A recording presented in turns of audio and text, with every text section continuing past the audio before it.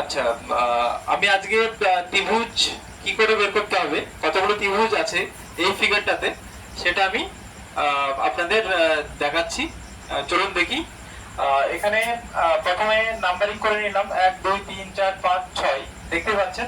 তো এখানে কতগুলো ট্রায়াঙ্গেল আছে এই ফিগারের মধ্যে, সেটা বের করার নিয়ম হচ্ছে কি 1 plus 2 plus 3 plus 4 plus 5 plus 6।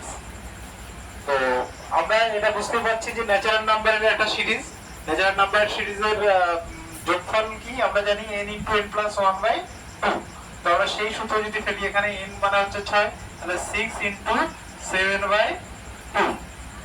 2 দিয়ে আমরা 6 কে যদি কেটে দিই তাহলে এখানে 3 আসবে। 3 × 7 কত আমরা জানি 21। তাহলে এখানে কতগুলো ফিগার আছে, ট্রায়াঙ্গেল আছে 21টি।